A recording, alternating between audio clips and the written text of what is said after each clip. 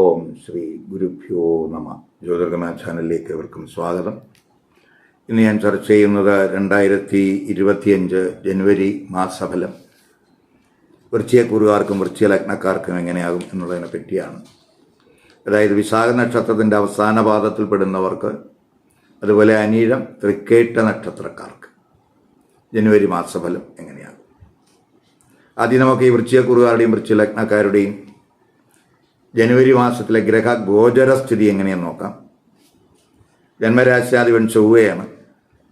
ആ ചൊവ്വ ഭാഗ്യസ്ഥാനത്ത് നീചരാശിയിൽ വക്രത്തിൽ സഞ്ചരിക്കുന്ന സമയമാണ്. ജനുവരി 21 ഭാഗ്യസ്ഥാനത്ത് വക്രത്തിൽ സഞ്ചരിക്കുന്ന ചൊവ്വാഗ്രഹം അഷ്ടമത്തിലേക്ക് രാശി മാറും. സൂര്യനാണെങ്കിൽ ജനുവരി 13 വരെ 2-ലും, അതിനുശേഷം ആ സൂര്യൻ 3-ലേക്ക് രാശി മാറും.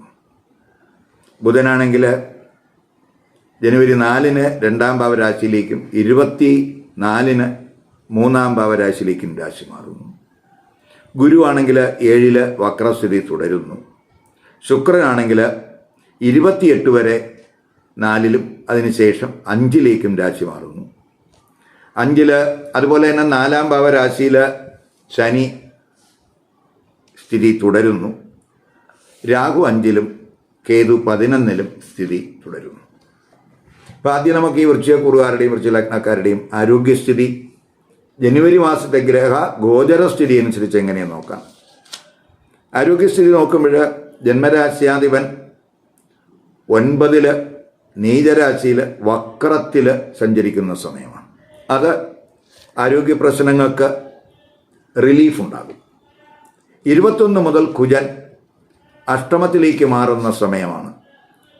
അത് ഈ ക്രോണിക് ഇഷ്യൂസൊക്കെ ഉള്ളവർ ആ സമയത്തൊക്കെ ഒരു മെഡിക്കൽ ചെക്കപ്പൊക്കെ വേണ്ടി വരുന്ന സമയമാണ്.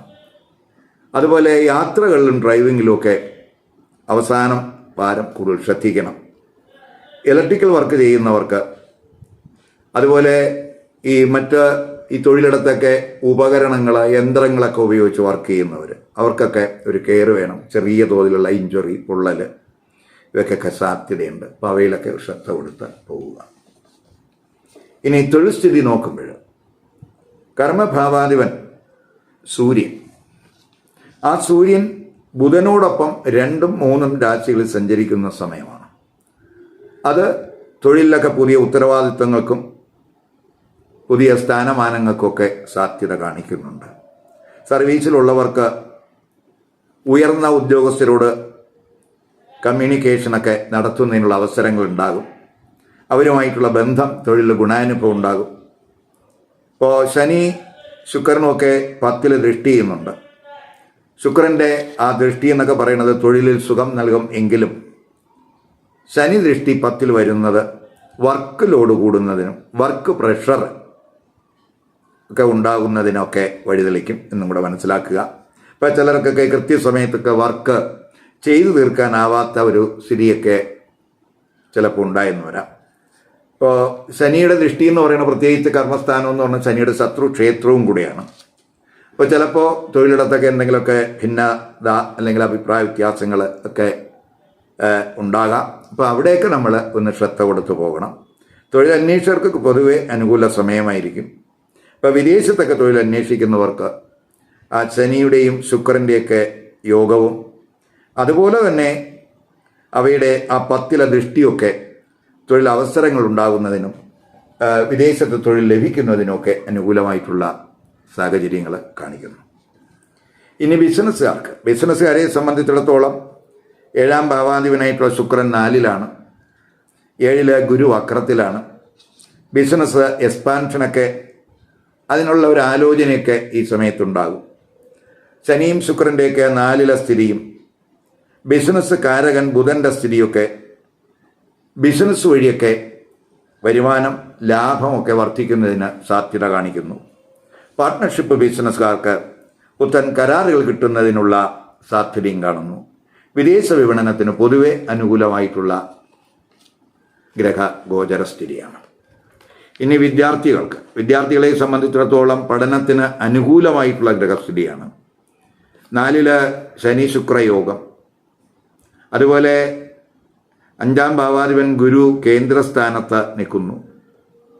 9-ലാണെങ്കിൽ നീചരാശി നിൽക്കുന്ന വക്രത്തിൽ സഞ്ചരിക്കുന്ന ശുഭാഗ്രഹം. വിദ്യാകാരകനായിട്ടുള്ള ബുധനാണെങ്കിൽ 2ഉം 3ഉം രാശികളിലൂടെ സഞ്ചരിക്കുന്നു. അപ്പം എല്ലാ തലങ്ങളിൽ പഠനം നടത്തുന്നവർക്കും പഠന മികവിൻ്റെ മാസമായിട്ട് ജനുവരി മാസത്തെ കാണാം. ഉന്നത പഠനം നടത്തുന്നവർക്കും ഗവേഷകർക്കും ഒക്കെ തന്നെ ഗുണാനുഭവം ഉണ്ടാകുന്ന സമയമാണ്. അതുപോലെ ഉന്നത പഠനം ആഗ്രഹിക്കുന്നവർക്ക് അതിനുള്ള അവസരങ്ങളൊക്കെ ഉണ്ടാകും. അതുപോലെ വിദ്യാഭ്യാസ വായ്പയ്ക്കൊക്കെ അപേക്ഷിച്ച് അത് കിട്ടാത്തവർക്ക് അത് കിട്ടുന്നതിന് സാധ്യതയുണ്ട്. ചിലർക്കൊക്കെ സർക്കാർ തലത്തിലൊക്കെ ഗ്രാൻറ്റിനൊക്കെ സാധ്യതയുണ്ട്. അതിനൊക്കെ അനുകൂലമായിട്ടുള്ള സാഹചര്യം കാണുന്നു. 5-ലെ രാഹു പഠനത്തിൽ നമ്മൾ തീരുമാനമൊക്കെ പഠന സംബന്ധമായിട്ടുള്ള തീരുമാനം എടുക്കുമ്പോൾ ഒരു കെയർ വേണ്ടുന്നതിനെ സൂചിപ്പിക്കുന്നു. കഴിവതും സഡനായിട്ടുള്ള ഡിസിഷൻ, പഠനവുമായിട്ട് ബന്ധപ്പെട്ട് സഡനായിട്ടുള്ള ഡിസിഷൻ ഒഴിവാക്കാൻ ശ്രദ്ധിക്കുക. ഇനി ധനസ്ഥിതി ചിന്തിക്കുമ്പോൾ 2-ാം ഭാവാധിപൻ ഗുരു 7-ലാണ്.